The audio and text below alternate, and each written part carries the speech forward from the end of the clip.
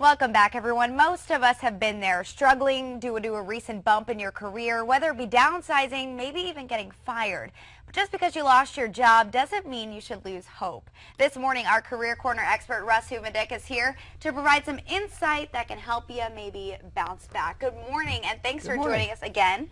We love our Career Corner segments, and we love having you on our show. And kind of been a little bit since you've come on last. Give us a little update about what's going on in your life. Well, it's kind of cool to see what's happening in terms of the books right now. Yes, you've got two great books out right now, both of which are very, very popular online. Yes.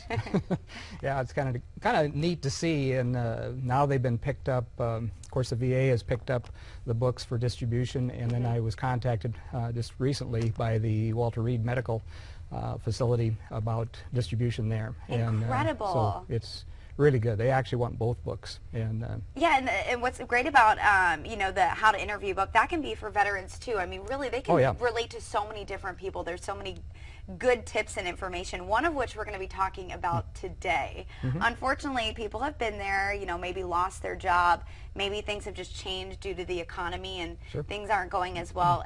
You lose a lot of confidence in yourself, and I think that can be a big hindrance in getting back on the right foot. Isn't that right? Yeah.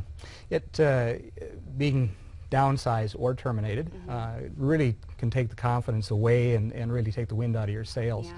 And what's interesting with people in general is that a lot of times our lives are built around the jobs being who we are. Right. And a personal identity that way. And so when something negative happens like that, it can really be a blow to someone. Oh, yeah. And for their confidence, like we're talking about.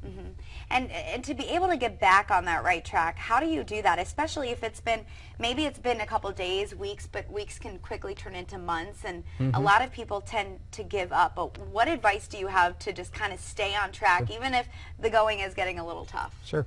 One of the things that happens is, when I'm counseling individuals going through this, is that you're going to go through a wave of emotions, and there's going to be days that you're on the top of your game. You know, I can take on the world. I know I'm going to get another job. Filling out all those resumes, sending them out. Things are going great. Not a problem. You know, the confidence level at that point is high.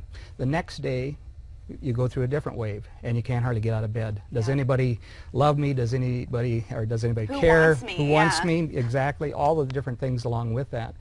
And what I've done is, through the years, I put together an exercise that I would say there's hundreds of people that have used this exercise. The feedback that I've gotten, and I worked with presidents of companies all the way down to hourly, using the exercise, and the feedback I've gotten has been phenomenal in terms of turning that.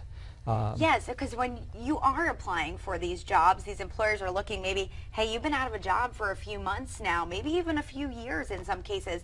How do you spin that and make it positive? You're good at doing that. Well, good. Well, one of the things that that happens in interviews is, and I think a couple things that we want to do is make a determination or a distinction between whether you're downsized or terminated. Right. For a lot of people, they view that the same way because that is them. That was their job. That's their identity, and they've lost that identity. And so one of the things that I coach is making sure that you use the right terms. If you are downsized, don't say I was terminated. Okay. Because that's not really true, because it's Those more... are kind of all negative terms, it seems like. Yeah. It's reflective of job performance, that type of thing. And a lot of times that's not the case at all. It's been headcount reductions and due to financial constraints, that type of thing. And so defining the terms is very, very important. The second thing is regaining that confidence. And what I do is work through people to really sit down and find out with a sheet of paper, whatever they want to do, and list all the things that you've accomplished in your life, whether it's personal or work-related, and put those down and read those over and over and over. Especially on those days when you're not feeling the most confident that you could be. What happens is, you know, we talked about the wave of emotions, and that call can come. That could be the ideal job, everything.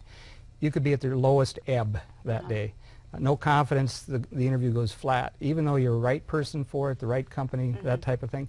And so what this exercise does is helps to balance your emotions and keeps them stabilized in the job market, that type of thing. All right, so building that confidence up, and then of course using the right terms, so you can Exactly. look to the employer and get back on track. Mm-hmm. Great, thank you so much, Russ. Sure. This was a great interview, I think, for a lot of people too who might be in that situation, whether it be downsizing or losing their job. Don't lose hope. Right. All right, Exactly. and there's more information in Russ's book, How to Interview and Deployment to Employment as well. We're going to have all this information on our website at kdlt.com that you can log on and check out. Thank you again so much for joining us. Good to We be here. appreciate it. We look forward to the next one. Thank you. Take care.